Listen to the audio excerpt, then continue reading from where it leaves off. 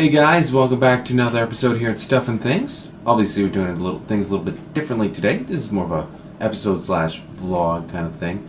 Not the traditional vlog where I even talk about any updates on the show, but still going to talk about news, but it's going to be a little more intimate. It's going to be me and you and the cats and the dog. Anyways, me and Zed today, so you got me. Today's episode is going to be about the dawn of man and hopefully man's future. Of course, humankind's future. Use man because it's poetic. As some new info has come to light from UC Berkeley on the big asteroid that they originally thought was the one that wiped out the dinosaurs.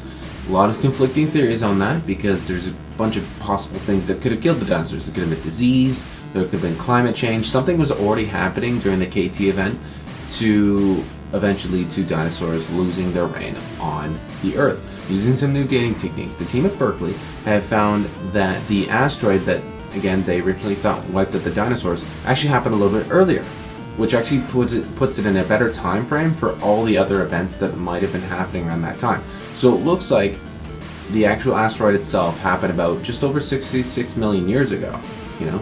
If you remember from Jurassic Park, 65 million years ago, well, we pushed that date back a little bit farther, which means that it does better coincide with what's on the fossil record and better coincides with any other kind of extinction that could happen there. So what they're looking at is maybe this asteroid hitting was the straw that broke the camel's back. It was that final stroke that just totally ended it for the dinosaurs and led to the rule of the mammal.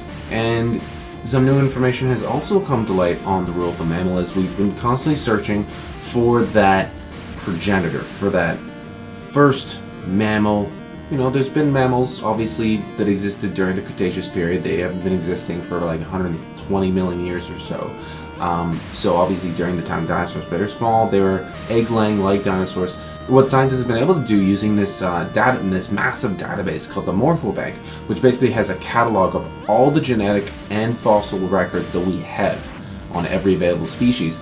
Using this system, they've been able to discover that the Protongulatum donne is the founder of the, well, placenta-using mammals, the mammals that do not lay eggs. So that's dogs, whales, bats, cats, who's making a scratching noise right now.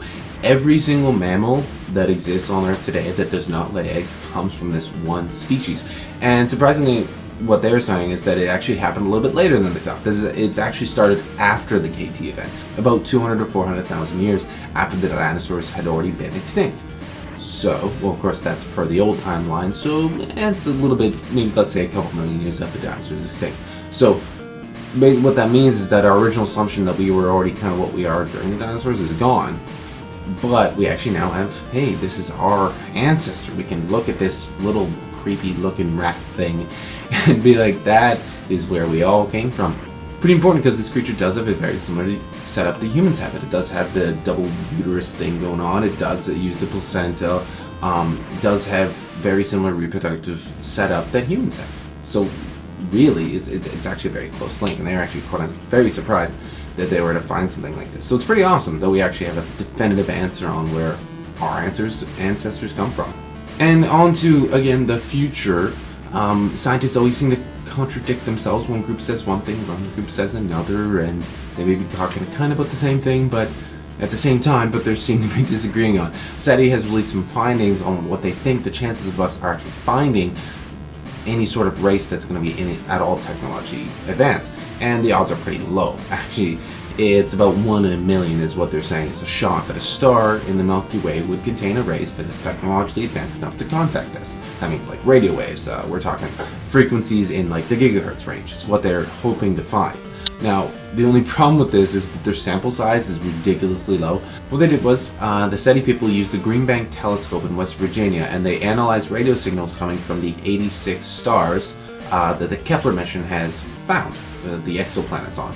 Okay, so other planets that we've actually discovered. We talked about them in the show before, all those other planets that have been discovered. It's really exciting. They could not find any trace of radio signals coming from those planets. They looked in the 1 to 2 gigahertz range, they looked in even down to 5 megahertz.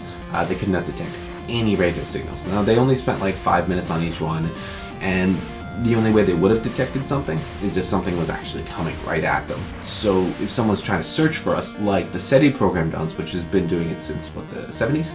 It's been a while. They've been sending out signals, which is probably kind of stupid, because there is a paradox called the Fermi paradox, which means that since we've been evolving on this planet, we're a few generations down. Our star is actually about a 2 or 3 generation old star, which means there's been a lot of granddaddies out there. There's been a lot of time in the galaxy for other stars to form, other planets to cool and support life, and new races to come up.